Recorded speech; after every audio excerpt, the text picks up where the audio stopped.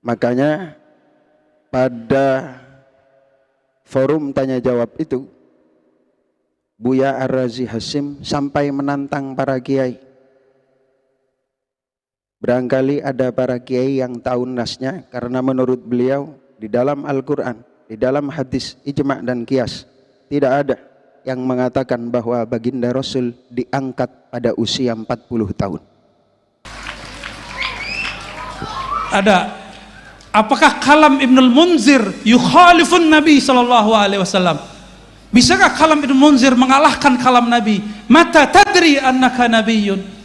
Kapan engkau tahu engkau seorang Nabi sallallahu alaihi wasallam? Enggak bisa. Maka kalam itu bukan Ibnul Munzir yang salah. Anta mukhti fi fahmi ma'na al-bi'tsah. Kita berbicara bab nubuwah, la bi'tsah ya akhi. Ya, kita enggak ngomong tentang bi'tsah, muttafaq annahu bu'isa fil arba'in.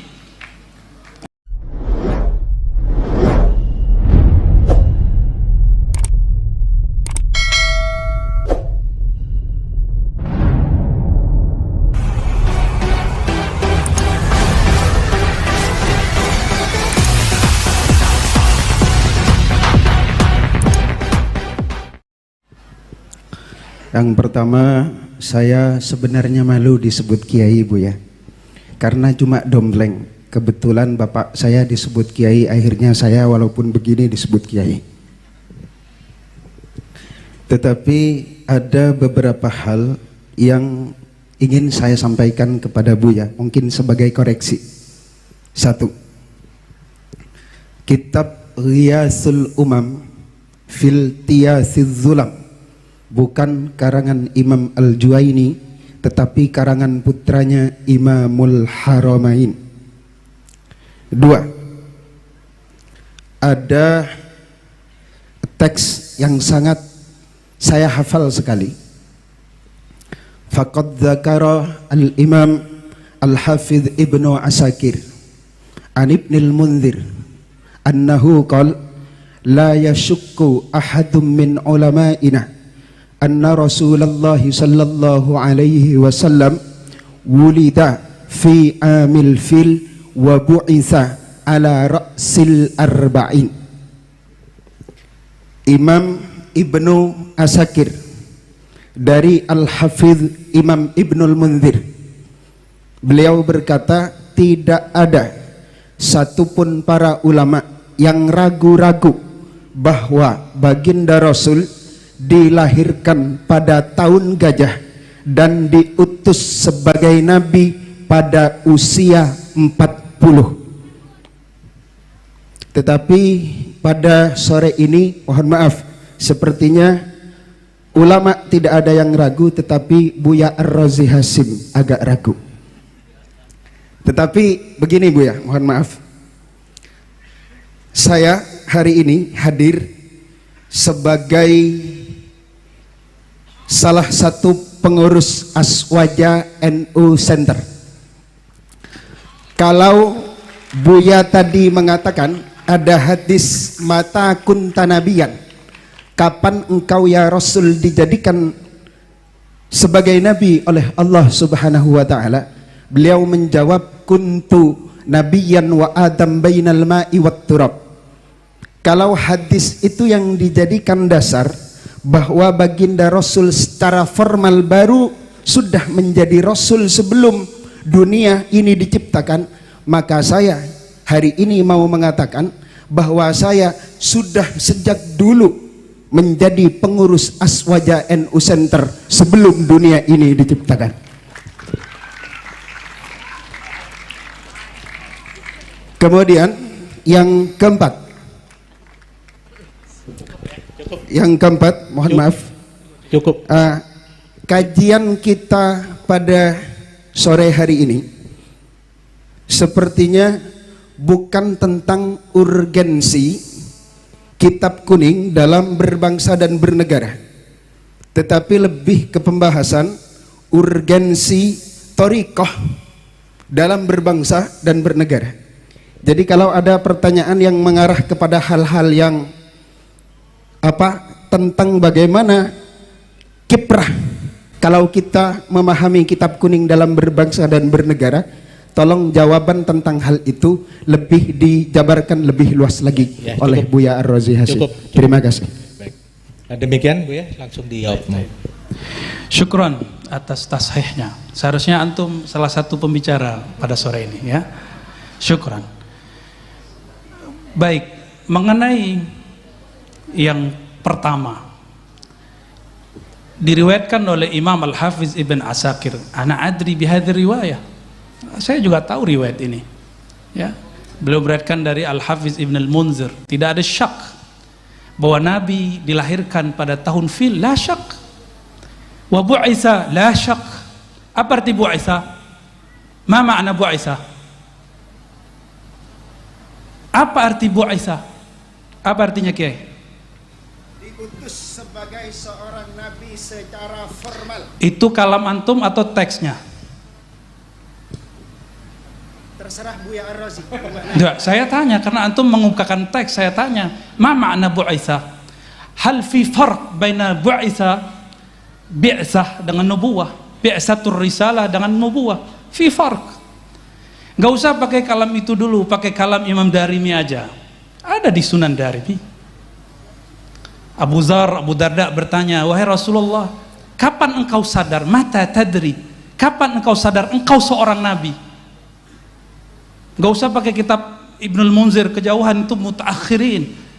Ini levelnya dia satu tobakot dengan Imam Ahmad bin Hanbal. Wafatnya 255 Hijriah. Tetapi Imam Bukhari juga beberapa saat sama-sama berguru dengan beliau. Tapi umurnya lebih tua karena lahirnya 181 Hijriah. Ya, saya tahu antum ketua apa? NU apa tadi? Aswaja Center. Ya, alhamdulillah, syukran, jazakallah khair ya. Ini hadis diriwayatkan oleh Imam Darimi, lahirnya tahun 181 Hijriah. Ketika Ibnu Barak wafat. Maka dia umurnya dekat dengan Ahmad bin Hanbal, pendiri Hanbali. Di situ ada riwayat, kapan engkau sadar wahai Rasulullah engkau seorang nabi? Jawaban Nabi SAW apa? Ketika aku bermain dengan anaknya Halimah, tiba-tiba dadaku dibedah, diambil oleh dua sosok terbang dari atas. Itu beliau sadar beliau seorang nabi. Antum umur segitu sudah sadar belum jadi ketua NU Center? Aneh tanya serius, udah sadar belum? Syai'ani mukhtalifani, dua hal yang berbeda. Antum menyadari sebagai ketua NU Center beda dengan Nabi SAW. Dua hal yang berbeda.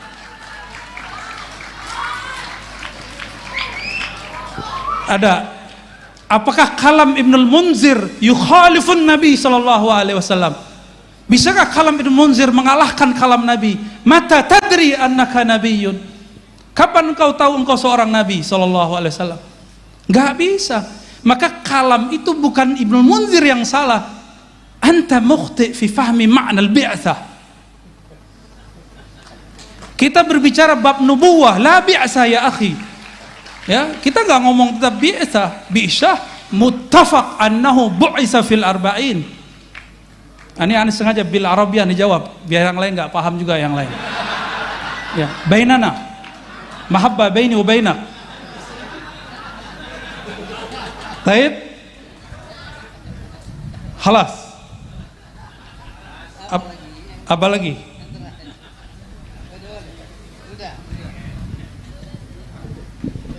Baik, semakin sore kayaknya semakin seru ini. Apalagi nanti kalau Ibu Nyai sempat juga menyampaikan pemikiran-pemikirannya tentang tema kita pada sore hari ini. Ada yang tertinggal, moderator satu. Ada yang tertinggal. Oh, yang terakhir soal thariqah. Ya, khalas. Adakah thariqah tidak pakai kitab? Kalau ada bid'ah, dalalah. Maka antum lihat, saya berbicara kenapa saya bawa tentang nuansa spiritual dalam bab kitab, karena saya menemukan justru kebangkitan rohani spiritual saya ada di dalam kitab. Mungkin kita beda pandangan, gak masalah. Dan saya melihat orang-orang yang membackup negeri ini, salah satunya orang yang baca kitab dan dia seorang mursyid thariqah.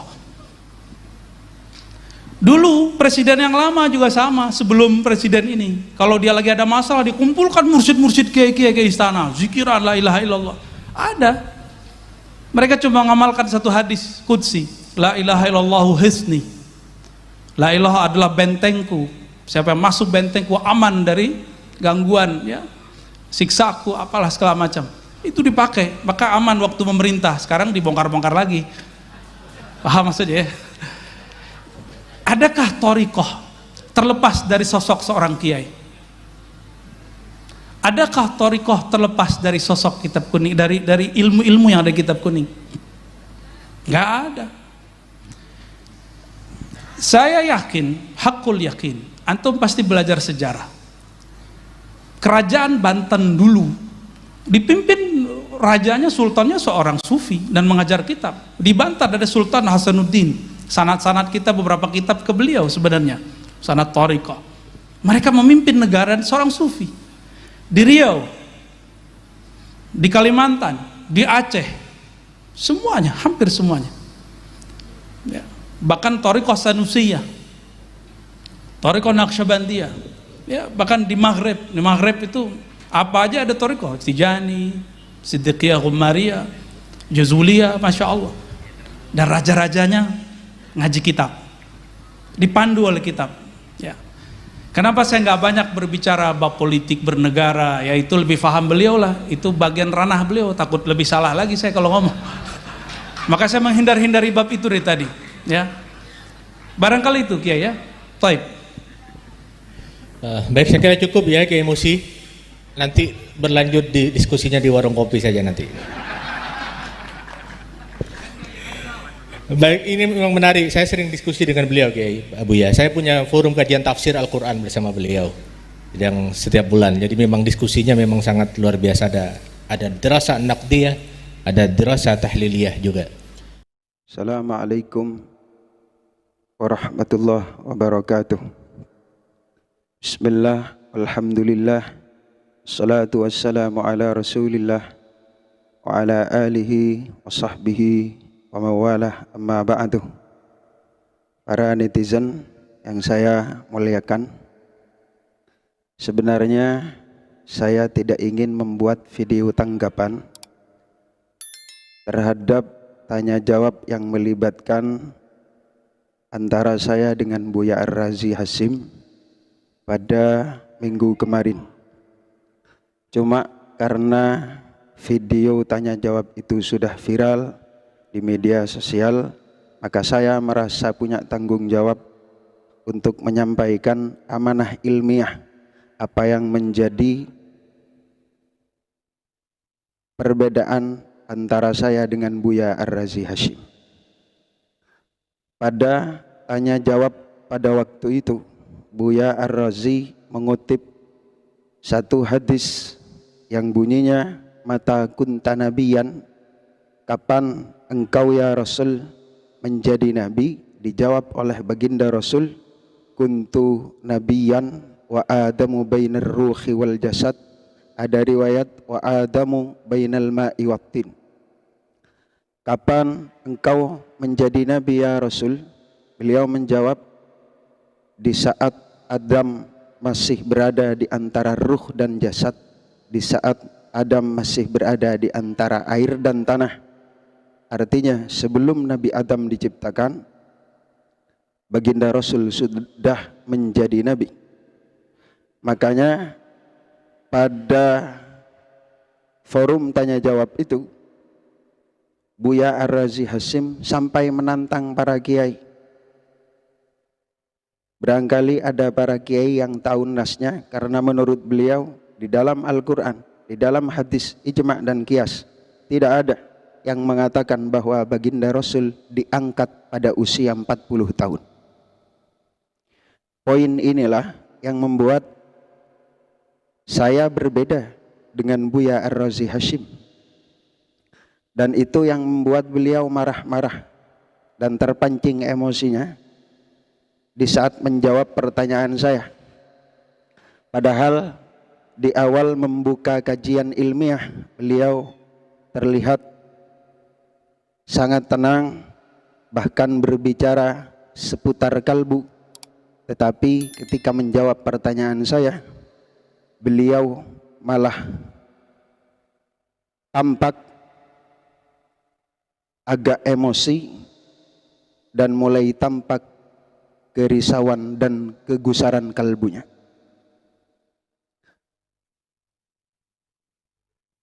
Pada tanya jawab pada waktu itu, yang beliau persoalkan hanya soal bu'isah atau bi'sah.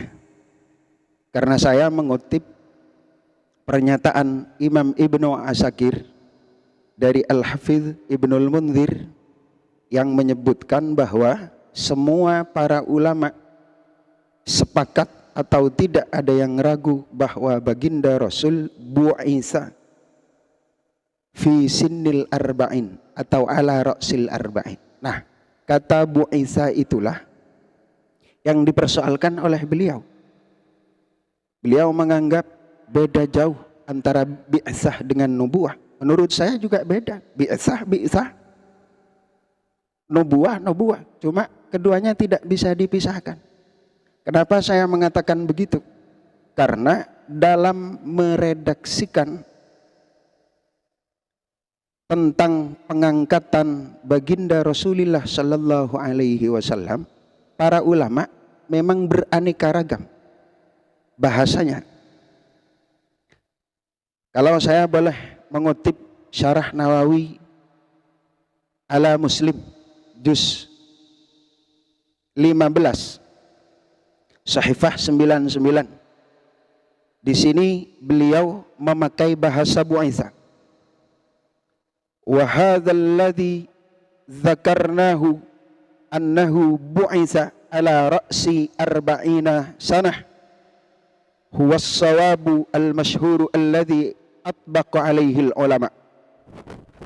Apa yang aku sampaikan bahwa baginda Rasul diutus, karena di sini pakai bahasa bu'itsa, pada awal usia 40 tahun adalah yang benar dan masyhur dan disepakati oleh para ulama. Kemudian Imam Ibnul Qayyim Al-Jauziyah di dalam kitabnya Zadul Ma'ad fi Hadyi Khairil Ibad juga memakai kata bu'itsa. Ba'atsahullahu ala ra'si arba'in wa hiya sinnul kamal qila walaha tub'atsur rasul. Baginda Rasul diutus oleh Allah menjadi nabi, menjadi rasul pada usia 40 tahun, dan itulah umur atau usia kesempurnaan beliau. Dan di umur itulah rata-rata para rasul diutus. Cuma diberi tambahan oleh beliau wa muddatun nubuwah salasu wa ishruna sanah. Masa kenabian hanya 23 tahun.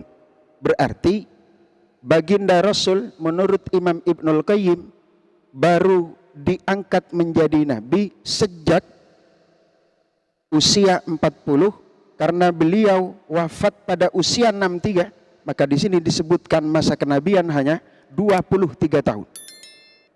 Tidak dihitung sejak sebelum dunia diciptakan. Makanya di sini menyebutkan angka 23 tahun. Dan poin hujjah saya dalam hal ini adalah As-Sirah An-Nabawiyah karangan Imam Ibnu Katsir juz 1 Sahifah 203. Di sana dengan tegas beliau menyampaikan dengan redaksi wa tanabba'a Rasulullah sallallahu alaihi wasallam ala ra'si arba'ina sanatam minal fil. Baginda Rasul menjadi nabi. Ingat, kata-katanya tidak memakai kata bu'isa. Karena kalau memakai kata bu'isa nanti akan diartikan beliau diangkat menjadi rasul, tetapi kenabian beliau sudah sebelum dunia diciptakan. Di sini pakai bahasa wa tanabba'a, baginda Rasul menjadi nabi ala ra'si arba'ina sanatam minal fil, pada usia ke-40 di tahun gajah. Sebagai tambahan, Imam Ibnu Ilan As-Siddiqi di dalam Dalilul Falihin Syarah Riyadhus Shalihin juz 5 sahifah 61, ketika beliau mengutip sebuah hadis, ma ba'atsallahu nabiyyan illa wa yar'a ghanaman, tidaklah Allah mengutus seorang nabi terkecuali nabi itu pernah menggembala kambing. Lafal ba'asa di dalam Dalilul Falihin ditafsiri ainabba'a au arsalah, tidaklah Allah menjadikan nabi atau tidaklah Allah menjadikan rasul.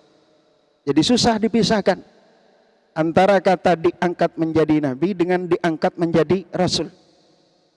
Nah, tentang hadis kuntu nabiyan wa adamu bainar ruhi wal jasad wa adamu bainal ma'i wattin, Imam Al-Khazin di dalam tafsir Khazinnya, Imam Al-Baghawi di dalam tafsir Al-Baghawinya menjelaskan dengan tegas makna dari hadis itu sesuai dengan yang saya simpulkan, bahwa baginda Rasul diangkat menjadi nabi, diangkat menjadi rasul sejak usia 40 tahun, bukan sebelum dunia diciptakan.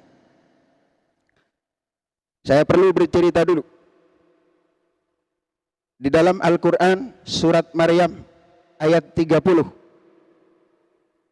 adalah jawaban Nabi Isa alaihi salam ketika ibundanya Sayyidah Maryam dituduh melakukan zina karena punya anak tanpa suami.